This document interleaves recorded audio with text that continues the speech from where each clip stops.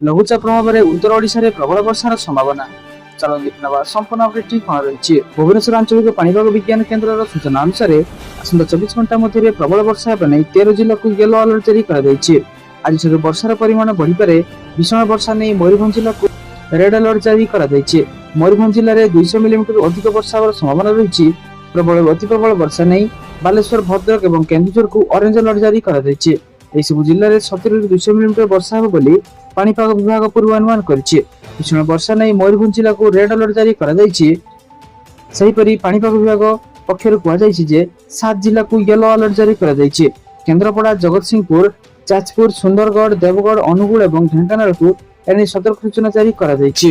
ସମ୍ଭାବ୍ୟ ବର୍ଷାକୁ ଦୃଷ୍ଟିରେ ରଖି ମୟୂରଭଞ୍ଜ ଜିଲ୍ଲାପାଳ ହେମକାନ୍ତ ସାୟାଙ୍କ ବଡ଼ ନିଷ୍ପତ୍ତି। ଆଜି ମୟୂରଭଞ୍ଜ ଜିଲ୍ଲାରେ ସବୁ ସ୍କୁଲ ଛୁଟି ରହିବ। ପାଣିପାଗ ବିଭାଗର ସୂଚନାକୁ ଦୃଷ୍ଟିରେ ରଖି ଏହି ନିଷ୍ପତ୍ତି ନେଇଛନ୍ତି ଜିଲ୍ଲାପାଳ। ଜିଲ୍ଲାରେ ଆଜି ପ୍ରବଳ ବର୍ଷା ଥିବାରୁ ପ୍ରାକ୍ ପ୍ରସ୍ତୁତି କ୍ରମେ ଏହି ନିଷ୍ପତ୍ତି ନେଇଛନ୍ତି। ବର୍ଷା କାରଣରୁ ସରକାରୀ ବେସରକାରୀ ସ୍କୁଲ ସମସ୍ତ ଛୁଟି ରହିବ। ତ ଚାଲନ୍ତୁ ଦେଖିବା ପରବର୍ତ୍ତୀ ଅପଡେଟ୍ କଣ ରହିଛି। ରାଜ୍ୟରେ ଭୟ ବଢ଼ାଇଲା ବାର୍ଡ ଫ୍ଲୁ, 3 ମାସ ପାଇଁ କୁକୁଡ଼ା ଚାଷ ବନ୍ଦ। ତ ଚାଲନ୍ତୁ ଦେଖିନେବା ସମ୍ପୂର୍ଣ୍ଣ ଅପଡେଟଟି କଣ ରହିଛି। ରାଜ୍ୟରେ ଭୟ ବଢ଼ାଇଲା ବାର୍ଡ ଫ୍ଲୁ ରୋଗ, ପିପିଲି, ଡେଲାଙ୍ଗ ଓ ସତ୍ୟବାଦୀରେ କୁକୁଡ଼ା ଚାଷ ବନ୍ଦ। ବାର୍ଡ ଫ୍ଲୁକୁ ଦୃଷ୍ଟିରେ ରଖି ଏଭଳି ନିଷ୍ପତ୍ତି ନେଇଛି ବିଭାଗ। 3 ମାସ ପର୍ଯ୍ୟନ୍ତ ହୋଇପାରିବ ନାହିଁ କୁକୁଡ଼ା ଚାଷ। ପିପିଲି ବ୍ଲକର 861ଟି କୁକୁଡ଼ା ଫାର୍ମରୁ 55ଟି ଫାର୍ମ, ଡେଲାଙ୍ଗ ବ୍ଲକର 344ଟି ଫାର୍ମରୁ 64ଟି ଫାର୍ମ ଓ ସତ୍ୟବାଦୀରେ 22ଟି ଫାର୍ମକୁ ବିଶୋଧନ କରି ସିଲ୍ କରିଲା ପ୍ରାଣୀ ସମ୍ପଦ ବିଭାଗ। ଏହିସବୁ ଫାର୍ମରେ କୌଣସି କୁକୁଡ଼ା ଚିଆଁ ଛାଡ଼ି ପାରିବେନି କୁକୁଡ଼ା ଚାଷୀ। ତେବେ କ୍ଷତିପୂରଣ ବଞ୍ଚିତ ଥିବା ପିପିଲି, ସତ୍ୟବାଦୀ, ଡେଲାଙ୍ଗ, ନିମାପଡ଼ାର ହଜାର ହଜାର କୁକୁଡ଼ା ଚାଷୀ ଜିଲ୍ଲାପାଳଙ୍କୁ ଲିଖିତ ସୂଚନା ଦେଇଛନ୍ତି। ଯଦି ଏହି 7 ଦିନରେ କ୍ଷତିପୂରଣ କଥା ନ ବୁଝାଯାଏ, ସମୂହ ରାଜରାସ୍ତା ଅବରୋଧ କରିବା ସହିତ ଅଖଚକ ବନ୍ଦ କରିବେ ବୋଲି ଚେତାବନୀ ଦେଇଛନ୍ତି। ତ ଚାଲନ୍ତୁ ଦେଖିବା ପରବର୍ତ୍ତୀ ଅପଡେଟ୍ କଣ ରହିଛି। ବଢୁଛି ହୀରାକୁଦ ଜଳଭଣ୍ଡାର ଜଳସ୍ତର, ସମୁଦାୟ 16ଟି ଗେଟ୍ ଦେଇ ହେଉଛି ଜଳ ନିଷ୍କାସିତ।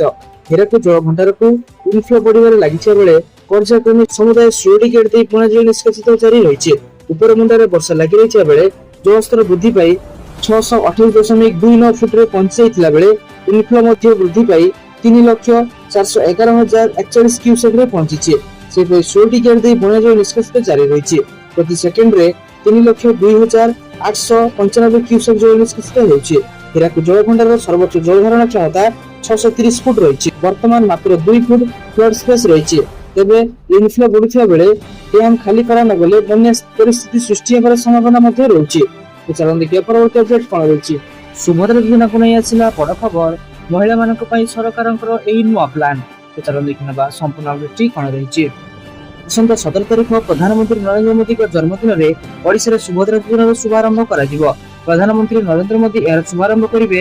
ଏଥିପାଇଁ ଭୁବନେଶ୍ୱର ଜନତା ମଇଦାନରେ 70,000ରୁ ଅଧିକ ମହିଳାଙ୍କୁ ନେଇ ଏକ ସଭା ଅନୁଷ୍ଠିତ ହେବ, ଯେଉଁଠି ପ୍ରଧାନମନ୍ତ୍ରୀ ମହିଳାଙ୍କୁ ସମ୍ବୋଧନ କରିବେ। ଏହି ଅବସରରେ ଭୁବନେଶ୍ୱର ବିମାନ ବନ୍ଦରରୁ ଜନତା ମଇଦାନ ପର୍ଯ୍ୟନ୍ତ ପ୍ରଧାନମନ୍ତ୍ରୀଙ୍କୁ ଭବ୍ୟ ସ୍ୱାଗତ ସମ୍ବର୍ଦ୍ଧନା ଜ୍ଞାପନ କରାଯିବ। ଆଇନ ମନ୍ତ୍ରୀ ପୃଥ୍ୱୀରାଜ ହରିଚନ୍ଦନ କହିଛନ୍ତି, ସୁଭଦ୍ରା ଯୋଜନା ରାଜ୍ୟ ସରକାରଙ୍କ ଏକ ଯୁଗାନ୍ତକାରୀ ଯୋଜନା। ଯେଉଁମାନେ ସୁଭଦ୍ରା ଯୋଜନାରେ ସାମିଲ ହେବା ପାଇଁ ପଞ୍ଜୀକରଣ କରିଛନ୍ତି, ସେମାନଙ୍କୁ ଆବେଦନ ଫର୍ମ ଯାଞ୍ଚ ପରେ ହିତାଧିକାରୀ ଚୟନ କରାଯିବ। ଆଉ 17 ତାରିଖରେ ସେମାନଙ୍କୁ ପ୍ରଥମ କିସ୍ତି ଯୋଗାଇ ଦିଆଯିବ। ସେପଟେ ସୁଭଦ୍ରା ଯୋଜନାକୁ ସଫଳତାର ସହ କାର୍ଯ୍ୟକାରୀ କରାଇବା ଏବଂ ଜନସଚେତନତା ସୃଷ୍ଟି କରିବା ଉଦ୍ଦେଶ୍ୟରେ ରାଜ୍ୟ ସରକାରଙ୍କ ପକ୍ଷରୁ ଆରମ୍ଭ ହୋଇଛି ମାରାଥନ କାର୍ଯ୍ୟକ୍ରମ। ଏକ ସପ୍ତାହ ପର୍ଯ୍ୟନ୍ତ ରାଜ୍ୟର ପ୍ରତି ବ୍ଲକ ଓ ପଞ୍ଚାୟତରେ ସୁଭଦ୍ରା ସ୍ୱାଗତ ସପ୍ତାହ ଅନୁଷ୍ଠିତ ହେବ। ବ୍ଲକ ସ୍ତରର ସମସ୍ତ ଅଧିକାରୀଙ୍କ ସମେତ ଅଙ୍ଗନବାଡି କର୍ମୀ, ସୁପରଭାଇଜର, ଏସଏଚଜି ସଦସ୍ୟା, ଆଶାକର୍ମୀମାନେ ଗାଁ ଗାଁରେ ସଭା କରାଇ ଲୋକମାନଙ୍କୁ ସୁଭଦ୍ରା ଯୋଜନା ସମ୍ବନ୍ଧରେ ସଚେତନ କରାଇବେ। ପ୍ରତି ଗ୍ରାମ ପଞ୍ଚାୟତରେ ପଥପ୍ରାନ୍ତ ନାଟକ ସମେତ ଚିତ୍ରାଙ୍କନ, କୁଇଜ ପ୍ରତିଯୋଗିତା ଆୟୋଜନ କରାଯିବ। ପ୍ରତି ଅଞ୍ଚଳର ସଫଳ ମହିଳାଙ୍କୁ ସୁଭଦ୍ରା ଅପାର ଆଖ୍ୟା ଦିଆଯିବ ସହ ସଫଳ ମହିଳାଙ୍କ କାହାଣୀକୁ ମୋ ସୁଭଦ୍ରା ଷ୍ଟୋରି ଭାବେ ଚିତ୍ରଣ କରାଯିବ। ଏହି ଯୋଜନାର ଉଦ୍ଦେଶ୍ୟକୁ ସୁଦୂର ପ୍ରସାରୀ କରିବା ନିମନ୍ତେ ଘରେ ଘରେ ସୁଭଦ୍ରା ବିଷୟବସ୍ତୁ ଉପରେ ରାଜ୍ୟର ବିଭିନ୍ନ ବିଦ୍ୟାଳୟର ଛାତ୍ରଛାତ୍ରୀଙ୍କ ମଧ୍ୟରେ ଚିତ୍ରାଙ୍କନ, ପ୍ରବନ୍ଧ, ତର୍କ, ରଙ୍ଗୋଲି ଓ ଫଟୋଗ୍ରାଫି ପ୍ରତିଯୋଗିତା ଅନୁଷ୍ଠିତ ହେବ। ଏହି ଅବସରରେ ନୟାଗଡ଼ରେ ସୁଭଦ୍ରା ରଥଙ୍କୁ ଗାଁ ଗାଁରେ ବିପୁଳ ସମ୍ବର୍ଦ୍ଧନା ଦିଆଯାଇଛି। ମହିଳାମାନେ ଘର ଆଗରେ ଝୋଟି ଚିତା ପକାଇବା ସହ କଳସ ଓ ଦୀପ ଜାଳି ବନ୍ଦାପନା ମଧ୍ୟ କରିଛନ୍ତି। ତ ଚାଲନ୍ତୁ ଦେଖିବା ପରବର୍ତ୍ତୀ ଅପଡେଟ୍ କଣ ରହିଛି। ବଡ଼ ଘୋଷଣା କଲେ ମୁଖ୍ୟମନ୍ତ୍ରୀ, ରାଜ୍ୟରେ ଲାଗୁ ହେବ କାମଧେନୁ ଯୋଜନା, ଖର୍ଚ୍ଚ ହେବ 1424 କୋଟି ଟଙ୍କା। ତ ଚାଲନ୍ତୁ ଦେଖିନେବା ସମ୍ପୂର୍ଣ୍ଣ ଅପଡେଟଟି କଣ ରହିଛି। ପୁଣି ବଡ଼ ନିଷ୍ପତ୍ତି ନେଲେ ମୋହନ ସରକାର, ରାଜ୍ୟରେ ଦୁଗ୍ଧ ଉତ୍ପାଦନ ବୃଦ୍ଧି ପାଇଁ ଲାଗୁ ହେବ କାମଧେନୁ ଯୋଜନା।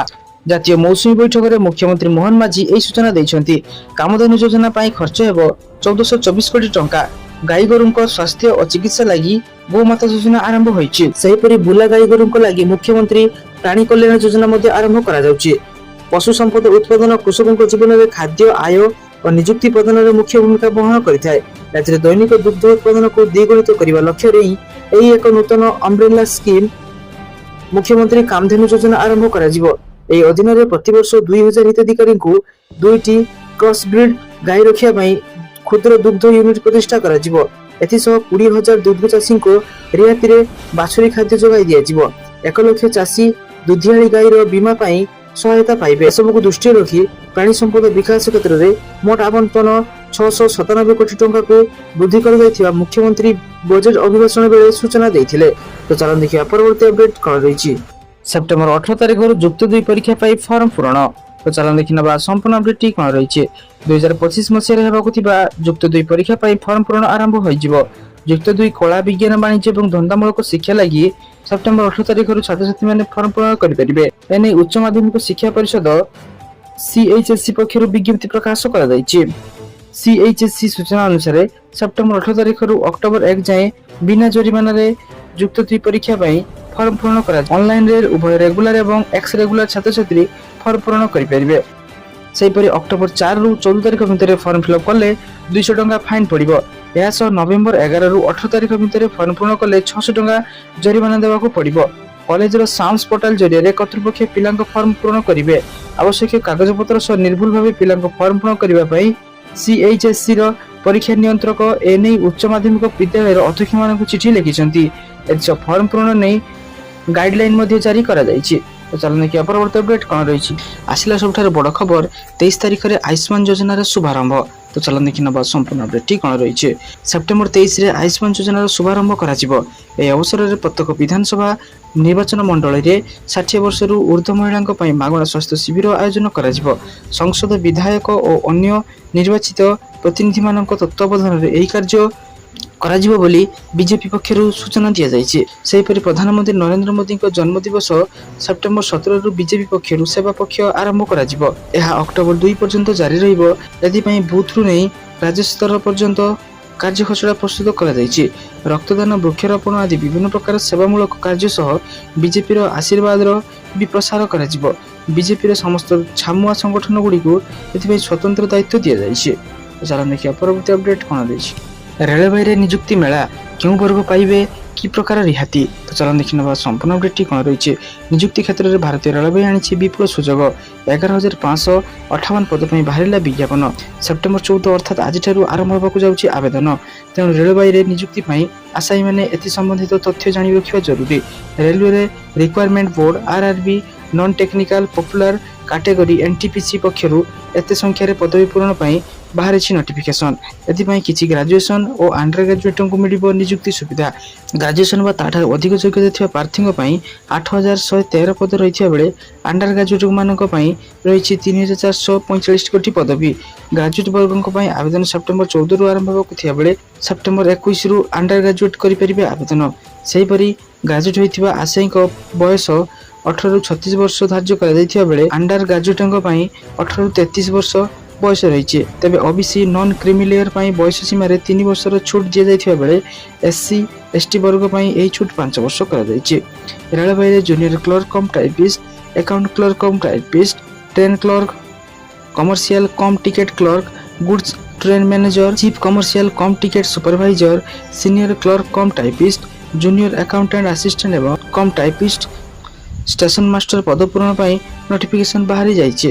ତ ଯୋଗ୍ୟ ଓ ଆଗ୍ରହୀ ପ୍ରାର୍ଥୀମାନେ RRBର ଅଫିସିଆଲ ୱେବସାଇଟକୁ ଯାଇ ଏହାକୁ ଭିଜିଟ୍ କରିପାରିବେ ଏବଂ ଏହାକୁ ଆବେଦନ ମଧ୍ୟ କରିପାରିବେ।